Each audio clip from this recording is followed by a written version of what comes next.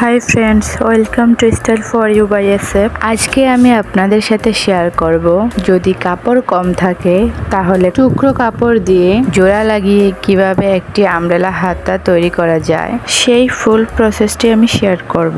আসলে আমার ভিডিওতে ভয়েস দেওয়ার ইচ্ছে ছিল না, কিন্তু এখানে একটু ঝামেলা আছে যেটা ভয়েস না দিলে বোঝা যাবে না, তাই আমি ভয়েস দিয়ে আপনাদের বুঝিয়ে দিচ্ছি। আপনারা মনোযোগ সহকারে ভিডিওটি দেখুন। এখানে আমার একটি হাতার কাপড় আছে, আমি আরেকটি হাতার কাপড়ে জোড়া লাগাবো।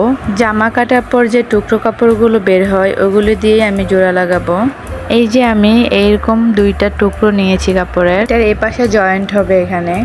এখানে আমি সেলাই করে জোড়া লাগিয়ে নেব। এখান দিয়ে আমি একটা রাউন্ড শেপ দিয়ে নিয়েছিলাম। এখন আমি আরেকটি টুকরো কাপড় নিব, নিয়ে এটার সাথে মেলাবো। এটা এখান দিয়ে জয়েন্ট হবে। আমি আরেকটি টুকরো কাপড় নিয়ে এই টুকরো কাপড়টির সাথে মিলিয়ে নেব, দেখবো ঠিক মতো আছে কিনা। বাড়তি কাপড়টুকু আমি কেটে ফেলবো। আমি একটু রাউন্ড শেপ দিয়ে কেটে নেব।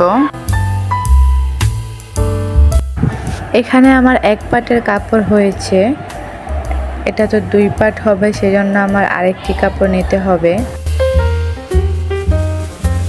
আরমহল কাটার পর যে কাপড়টুকু বের হয় সে কাপড়টাকে আমি আগেই সেলাই দিয়ে জয়েন্ট দিয়ে নিয়েছি। এখন আমি উপরের কাপড়টিকে নিচের কাপড়ের মাপ অনুযায়ী কেটে নেব।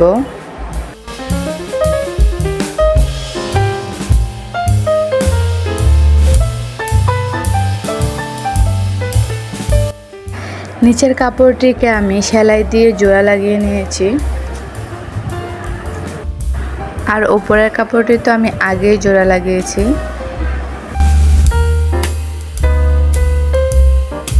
এখন আমি দুই পাশ থেকে উপরের কাপড় নিয়ে জোড়া লাগিয়ে নিব। এক পাশের উপরের কাপড়ের সাথে আমি আরেক পাশের উপরের কাপড় এভাবে মিলিয়ে সেলাই দিয়ে নেব। তো সেলাই করার পর এই যে এক পাটের কাপড় রেডি হয়ে গেছে। এই যে এখানে জোড়াগুলো পড়েছে। এখন আমি নিচের পাটের কাপড় জোড়া দিব। এক পাশের কাপড়ের সাথে আরেক পাশের কাপড় এভাবে নিয়ে আমি আবার সেলাই দিয়ে জোড়া লাগিয়ে নেব।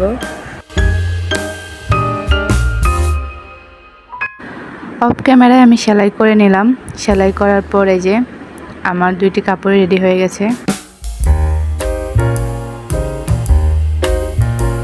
এখানে কিন্তু উপরের হাতার কাপড়টা কাঁধের এখান দিয়ে জয়েন্ট হবে, আর নিচের কাপড়টা তো বন্ধ আছে, ওইটা আর জয়েন্ট লাগবে না। এখন আমি উপরের হাতাটা দুই পাশ একসাথে মিলিয়ে এই কাঁধের এখান দিয়ে আমি সেলাই দিয়ে নেব।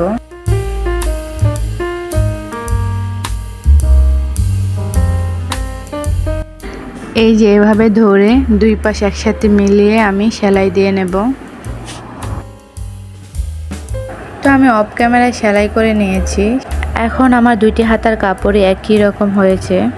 এই যে এখানটায় আমার জয়েন্ট হয়েছে, মাঝ বরাবর জয়েন্টটা হয়েছে একবার। এটা কাঁধের উপরে থাকবে সেলাইটা। এখানে কিন্তু আমি কোনো রকম মাপ দেখাচ্ছি না, কারণ আমার নিচের হাতার কাপড়টি যতটুকু ছিল আমি অতটুকুই হাতা লাগাবো, কারণ আমার কাপড় বেশি নাই। এই নিচের হাতার কাপড়টি আমার বের হয়েছে আমব্রেলা ফ্রক কাটিং করেছিলাম, তখন উপর থেকে যে কাপড়টা বের হয় এই কাপড়টি আমি একটি হাতার জন্য রেখে দিয়েছি। আর আরেকটি হাতা তো কিভাবে জোড়া লাগিয়ে হাতা বানিয়ে নিলাম সেটা তো দেখলেনি। এখন আমার দুইটি হাতার কাপড়ই একই রকম হয়েছে, একই মাপের হয়েছে।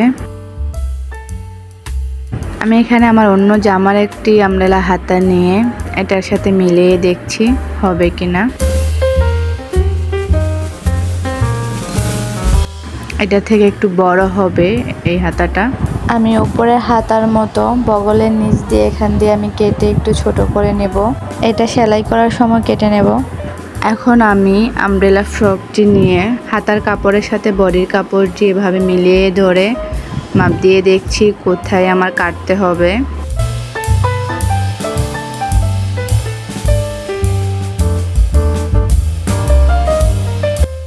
এখান দিয়ে আমি বাড়তি কাপড়টুকু কেটে নিচ্ছি।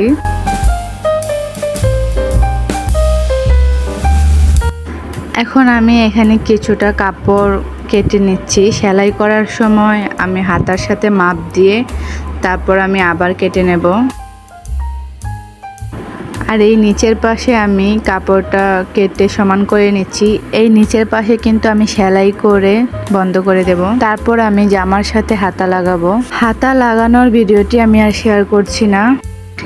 এই যে আমার হাতা লাগানোর পর এরকম হয়েছে। হাতাটি বড় হওয়ার জন্য আর একটু সুন্দর হওয়ার জন্য আমি উপরে লেস লাগিয়েছি।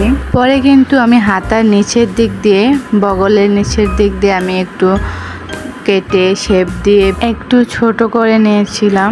এই যে আমার জয়েন্টগুলো, কতগুলো জয়েন্ট হয়েছে দেখুন।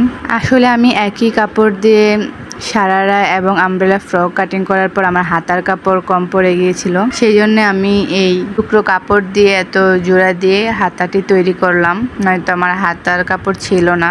পরে ভাবলাম এত কষ্ট করছি হাতাটি নিয়ে, সেজন্য একটু ভিডিও করে আপনাদের সাথে শেয়ার করি। আপনাদেরও যদি এরকম হাতার কাপড় শর্ট পড়ে যায় তাহলে এভাবে টুকরো কাপড় দিয়ে হাতা তৈরি করে নিতে পারেন। তো এই ছিল আমার ভিডিওটি।